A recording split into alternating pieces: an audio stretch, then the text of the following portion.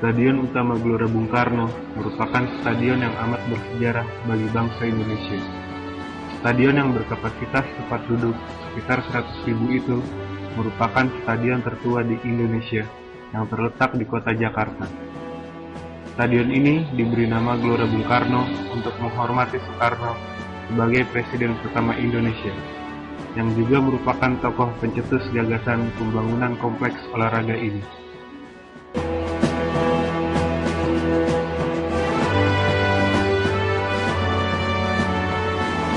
Berawal dari Asian Games ketiga tahun 1958 di Tokyo, di mana oleh Asian Games Federation, Indonesia ditunjuk untuk menjadi penyelenggara Asian Games keempat tahun 1962. Maka pada saat itu, Presiden Republik Indonesia pertama, Insinyur Soekarno, segera menjawab tantangan dengan menentukan lokasi yang tepat untuk perhelatan akbar tersebut, dengan membangun sarana dan prasarana olahraga.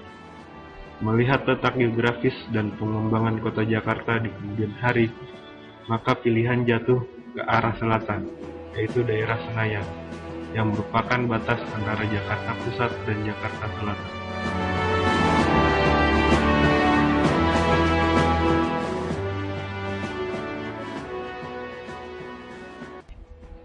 Pembangunan gelanggang olahraga ini dimulai awal tahun 1958 atas bantuan Uni Soviet pada masa Perdana Menteri Nikita Khrushchev.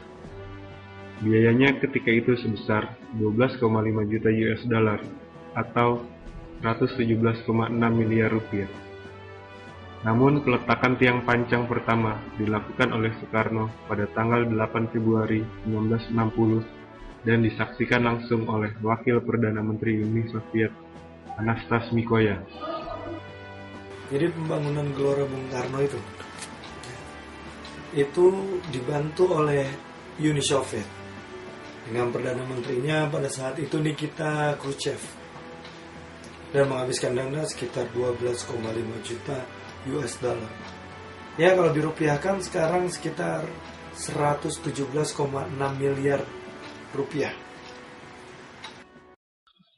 Gambar-gambar ini merupakan gambar perencanaan pembangunan Gelora Bung Karno Senayan pada tahun 1962. Upacara pembukaan Asian Games keempat tahun 1962 dilaksanakan di Stadion Utama Gelora Bung Karno yang dihadiri oleh lebih dari 110 orang.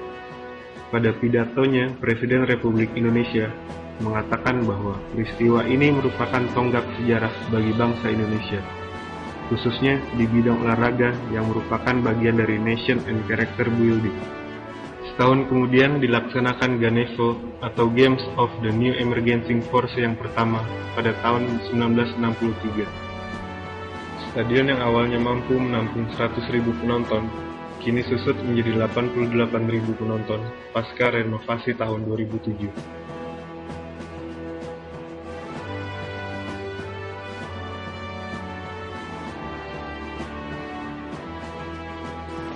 Indonesia diminta untuk menjadi tuan rumah dari Piala Asia. Nah, oleh karena itu standar dari gedungnya sendiri harus dirubah. Maka terjadilah perubahan dalam bangku penonton. Mulai dari 100.000 kapasitasnya harus menjadi 88.000. Kenapa? Karena harus disesuaikan dengan standar internasional di mana satu penonton punya satu kursi. Saat ini, kawasan Gelora Bung Karno berdiri berbagai macam fasilitas untuk kegiatan olahraga sebanyak 36 venue. Politik, bisnis, rekreasi, dan pariwisata.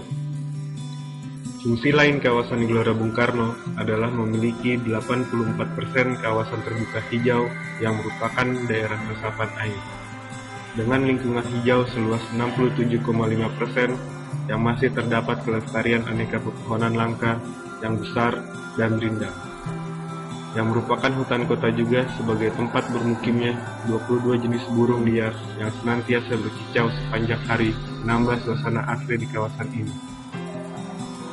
Di area Stadion Utama Gelora Bung Karno terdapat bermacam-macam fasilitas olahraga maupun fasilitas untuk berrekreasi.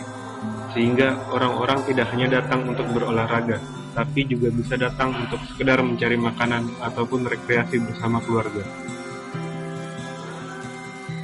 Stadion Utama Gelora Bung Karno memiliki beberapa fasilitas olahraga indoor di bawah tribun stadion utama, seperti fasilitas tenis meja, fasilitas senam, fasilitas angkat besi, biliar, squash, bowling, busu, tinju, dan lintasan atletik.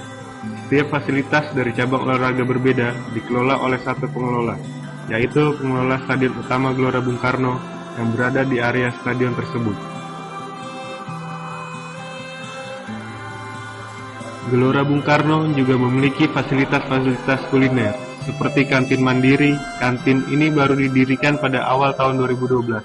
Selain memiliki kantin mandiri, kawasan Gelora Bung Karno juga memiliki banyak tempat jajanan, seperti yang terdapat di Plaza Barat, Parkir Timur, maupun yang terdapat di depan kompleks olahraga utama. Hal ini menjadi daya tarik tersendiri bagi pengunjung yang sedang berolahraga. Di dalam kompleks Gelora Bung Karno juga terdapat fasilitas hutan hijau. Hutan ini dipertunjukkan kepada masyarakat yang ingin sekedar menikmati kawasan hijau di tengah-tengah pusat kota Jakarta. Orang-orang dapat membawa keluarganya untuk melakukan piknik dan rekreasi di hutan tersebut, dan pengunjung Gelora Bung Karno dapat menghirup udara segar saat sedang melakukan aktivitas olahraga. Di kawasan hutan ini terdapat banyak jenis burung yang memang sengaja menjadi tempat konservasi bagi burung-burung liar. Hingga saat ini, kompleks Stadion Gelora Bung Karno telah berkembang fungsinya. Tidak hanya menjadi tempat olahraga, tetapi dapat menjadi tujuan liburan keluarga kota Jakarta.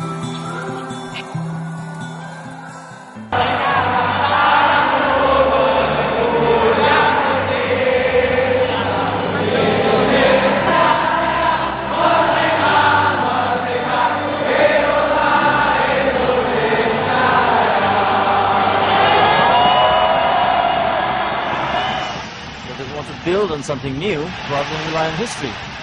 It's a cross there and an own goal! Oh my word! Stadion Utama Gelora Bung Karno tidak hanya dijadikan tempat penyelenggaraan pertandingan sepak bola. Stadion ini juga sering digunakan sebagai tempat penyelenggaraan acara-acara lain, seperti konser musik, acara keagamaan, dan kampanye partai-partai politik. Hal ini dikarenakan Stadion Utama Gelora Bung Karno memiliki kapasitas yang besar dan memiliki fasilitas penunjang yang cukup lengkap.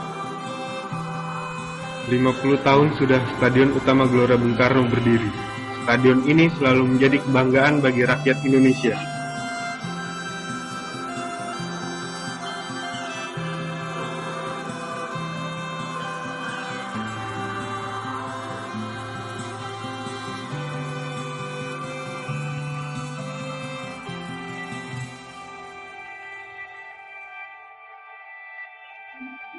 Ada baiknya kita sebagai masyarakat yang cinta dengan stadion ini juga ikut membantu melestarikan stadion ini, agar Stadion Utama Gelora Bung Karno tetap berdiri kokoh hingga anak cucu kita dapat melihat kemegahannya.